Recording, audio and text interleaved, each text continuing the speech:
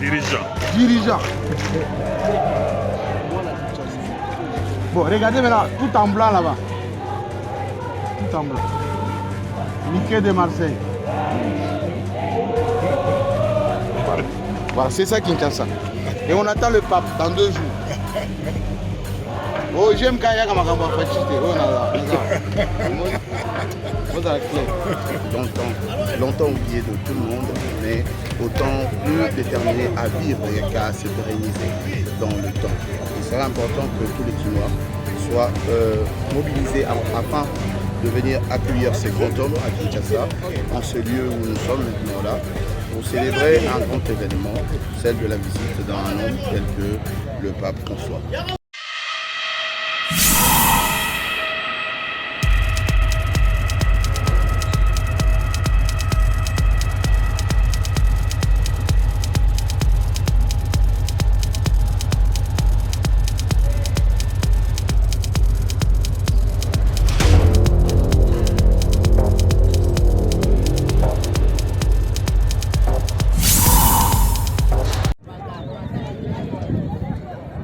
Voilà, l'ambiance a déjà commencé. Nous pouvons appeler ça l'ambiance papale.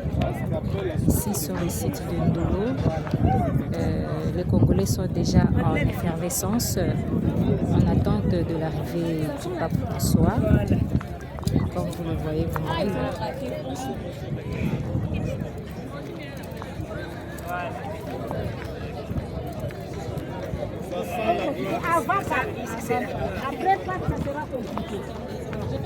Déjà le site de Ndolo paraît comme un site touristique. Il y a un monde déjà. Mais tu peux me faire des photos ici. Chacun se prend des photos, des souvenirs du site. Vous avez ici depuis l'après-midi. C'était sur quoi? Bon, je suis venu d'abord m'enquérir des mises en place qui sont faites pour la visite du pape François ici chez nous. J'ai visité effectivement les centres de presse, le podium, là où le pape va donner, donc, présider cette messe. Il y aura des officiels, beaucoup d'invités, plus que presque 1 million de personnes ici.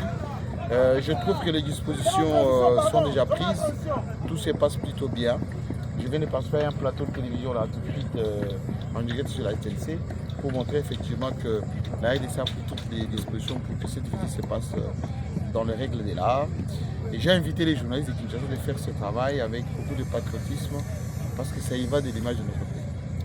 Est-ce que la simple présence du pape en RDC peut contribuer au rétablissement de la paix parce qu'il va trouver un pays déchiré par la guerre? Le pape, c'est une opportunité pour faire passer beaucoup de messages. Il sera accompagné de beaucoup de personnalités. L'attention du monde sera focalisée sur notre pays. C'est à nous, Congolais, de profiter de cette visite pour capitaliser absolument, de sorte que nos morts, nos difficultés soient encore plus connues, plus présentées au monde entier, pour que notre message passe et ce qui nous acquiesce s'arrête parce que c'est effectivement très important. 38 ans après, le pape va piétiner le sol congolais. À qui vous attribuez cette victoire? Au gouvernement congolais ou à l'Église catholique? Non, je pense que ça fait partie du programme. Le pape, c'est un itinérant. Jean-Paul II était venu ici. Depuis 30 ans, on n'a pas eu la chance d'avoir un pape pour multiples raisons. Maintenant que celui-ci a accepté de venir, il est en tournée, et ici en RDC et au Soudan du Sud. Notre diplomatie a aussi pesé, mais ça faisait longtemps qu'on avait attendu un pape. Tant mieux qu'il est venu maintenant. Il n'y a pas de victoire pour quiconque. C'est d'abord la volonté du pape lui-même, parce que la RDC est un pays catholique, n'oublions pas. Et là où il y a les catholiques, le pape doit y venir. Et il est venu pour ça, justement. Vous êtes président de l'UNPC Kinshasa. En ce moment, qu'est-ce que vous pouvez dire aux journalistes qui vont couvrir l'événement? Eh bien, qu'ils fassent très bien leur travail, qu'ils couvrent cet événement avec beaucoup de professionnalisme, beaucoup de patriotisme et surtout qu'ils ne nous attribuent pas la victoire ou les succès à quiconque. Non, on n'est pas là pour ça. On est là pour le Congo, ils doivent servir leur pays et surtout montrer au monde qu'au Congo, il y a des bons journalistes, des professionnels qui ne sont pas là seulement pour les bricolages, les polémiques ou des anecdotes. Voilà. Un message pour le public aussi qui vous suit et les autorités congolaises. Oui, que les autorités facilitent le travail aux journalistes, qu'il n'y ait pas trop de brimades. Voilà, nous allons faire ce travail pour le pays, pour l'image de la RDC. Et ça sera bien fait. Merci beaucoup Jean-Marie Kassanga. Merci.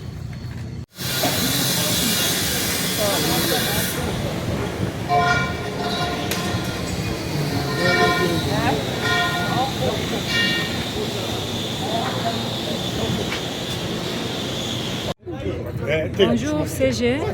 Bonjour.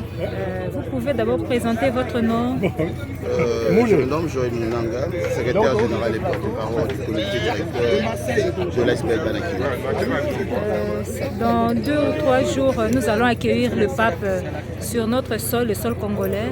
Alors quel est votre mot par rapport à la population congolaise? Le mot est simple. Le mot est un mot accompagné de joie et de détermination d'accueillir un grand homme spirituel, un chef d'État de surcroît, dans cette terre martyrisée, longtemps oubliée de tout le monde, mais autant plus déterminé à vivre et qu'à se pérenniser dans le temps.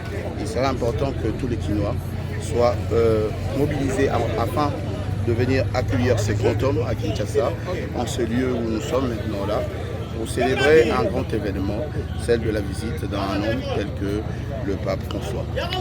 Pour votre part, vous, l'association Banakin, comment est-ce que vous vous êtes organisé pour l'accueil du pape François?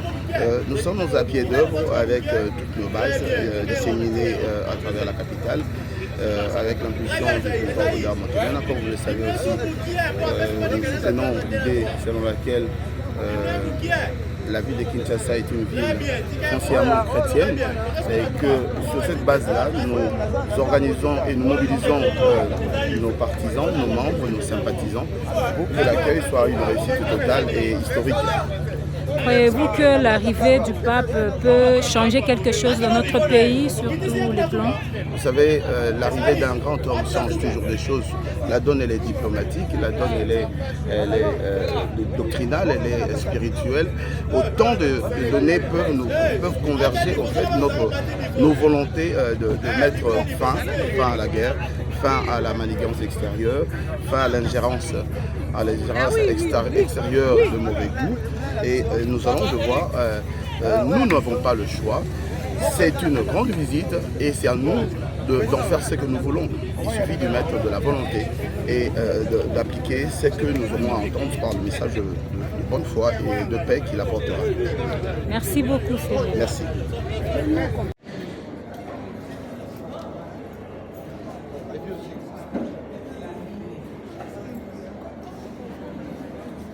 Merci, moi c'est M. l'abbé Bruno Kabambou, curé de la paroisse Saint-Gabriel, curé doyen du doyenné Saint-Gabriel et responsable de la sous-commission de sensibilisation et mobilisation de l'accueil du pape ici en République démocratique du Congo. Oui, c'est un événement. Accueillir un pape, c'est un événement. Il vient comme pèlerin de la paix. Il n'amène pas l'or ni l'argent comme les gens disent. Mais qu'est-ce qui doit se passer après? Qu'est-ce qu'il y aura? Est-ce que le pays va changer? C'est un serviteur de Dieu. Il vient deux titres. D'abord, il est président d'un État, Vatican, et responsable de tous les chrétiens de l'Église catholique du monde. C'est vraiment une personnalité qui vient nous visiter au Congo. Nous sommes dans une période de guerre. Son mot de paix qu'il va prononcer, ces mots aura dès l'écho à l'est du pays et aux décideurs du monde qui peuvent écouter cet homme de Dieu qui vient pour nous aider dans la prière, dans son encouragement afin que le pays soit en paix. Nous rendons grâce à Dieu. Mobilisons nos peuples congolais, pas seulement la chrétienté catholique. Vous avez vu ou entendu à gauche, à droite, nos frères musulmans et les autres, les églises de réveil, l'église protestante, tous il demande aux chrétiens de réserver un accueil chaleureux au Saint-Père. Parce que nous sommes Église corps du Christ. C'est nous qui devrions demander au peuple d'être unis à jamais dans le Seigneur. Peu importe des considérations religieuses, politiques et autres, maintenant il faut que nous soyons un pour dire Seigneur, pitié pour notre pays. Que nous puissions nous convertir nous-mêmes, peuple congolais. Oui, l'avenir du pays dépend de nous, avec l'aide du Seigneur. Soyons unis, mobilisons-nous. Ce n'est plus le moment de discuter à gauche, à droite, nos querelles, il faut les taire à un moment donné de l'histoire de la vie. Voilà pourquoi nous sensibilisons. C'est le travail que je fais comme mobilisateur et sensibilisateur de l'accueil du pape ici en République démocratique du Congo et à Kinshasa en particulier. Venons nombreux, le 31, le pape va descendre, fouler le sol congolais.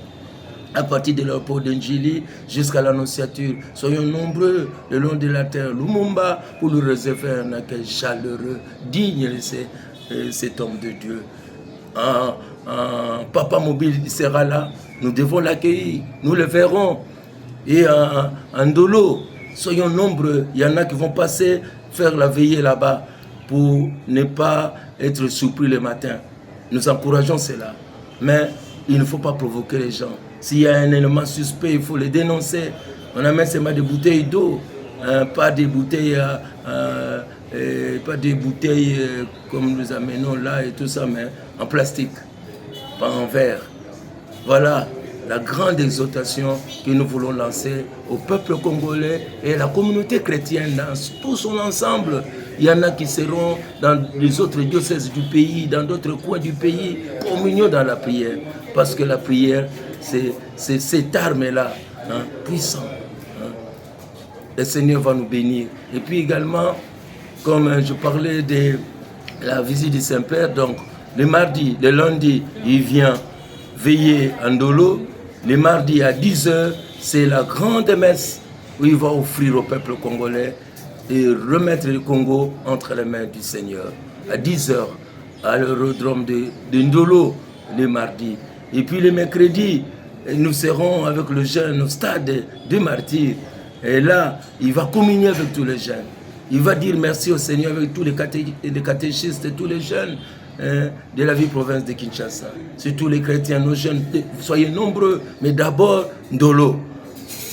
Et après, nous allons nous occuper du stade avec les jeunes et les catéchistes. Merci pour cette attention que vous venez de montrer pour la sensibilisation de l'arrivée du pape et de son séjour ici en République démocratique du Congo.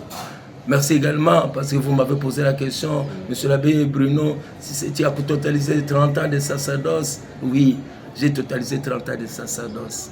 Je dis simplement merci au Seigneur de m'avoir fait confiance malgré mes limites, malgré mes infidélités.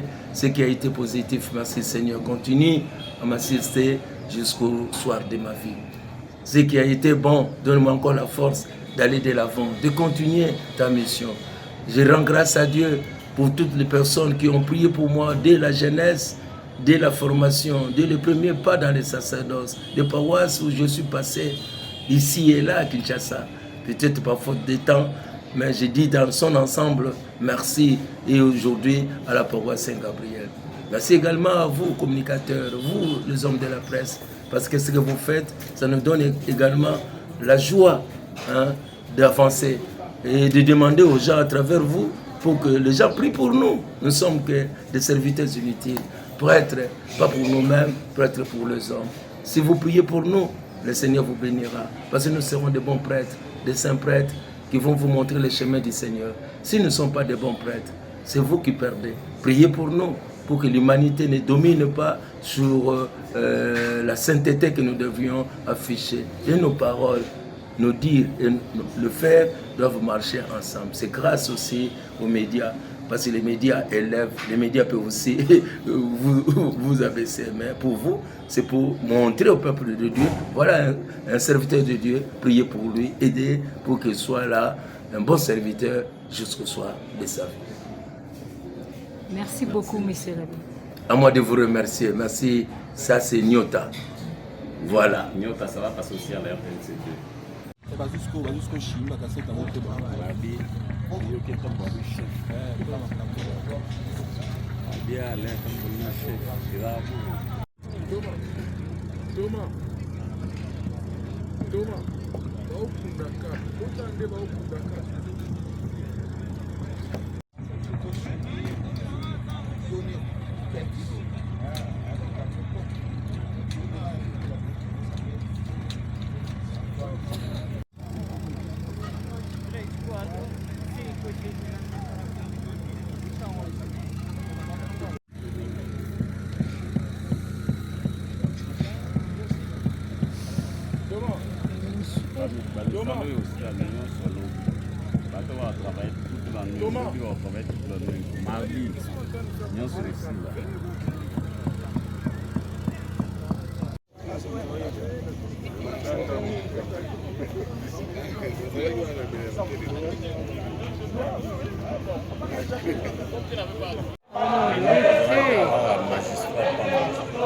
Un simple magistrat, comme président